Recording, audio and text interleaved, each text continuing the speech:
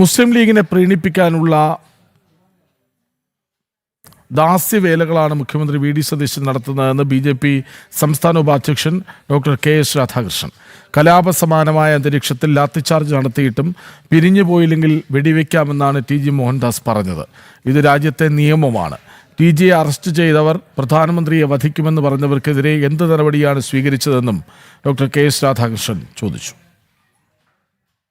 ഇത് തീർത്തും തെറ്റായ ഒരു നടപടിയാണ്. പോലീസ് നിയമം, അതിൻ്റെ നടപടിക്രമം, ആ നടപടിക്രമങ്ങൾ അനുസരിച്ച് സ്വീകരിക്കേണ്ട കാര്യങ്ങളെക്കുറിച്ചാണ് അദ്ദേഹം പറഞ്ഞത്. ലാത്തിച്ചാർജ് നടത്തിയതിന് ശേഷവും പോയില്ല എന്നുണ്ടെങ്കിൽ വെടിവെക്കണം.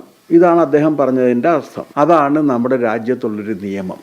ഈ നിയമം നിലനിൽക്കെ ഈ നിയമം അനുസരിച്ച് പോലീസ് അവിടെ പെരുമാറണം. അങ്ങനെ അവിടെ പോലീസ് പെരുമാറിയില്ല എന്നാണ് തനിക്ക് തോന്നുന്നത് എന്നാണ് ടി.ജി. മോഹൻദാസ് പറഞ്ഞതിൻ്റെ രത്ന ചുരുക്കം. ഇതിൻ്റെ പേരിൽ ഒരാൾക്കെതിരെ എങ്ങനെയാണ് കേസെടുക്കാൻ കഴിയുക? ഇനി ഇതിൻ്റെ പേരിൽ അറസ്റ്റ് ചെയ്യാം എന്നാണെങ്കിൽ, പക്ഷെ അപ്പോൾ വേറൊരു കാര്യമുണ്ട്. മോദിയെ കൊല്ലും എന്ന് പരസ്യമായ ഒരു വീഡിയോയിലൂടെ പ്രഖ്യാപിച്ച ഒരു വനിതയില്ലേ, അവരിതുവരെ അറസ്റ്റ് ചെയ്തിട്ടില്ലല്ലോ.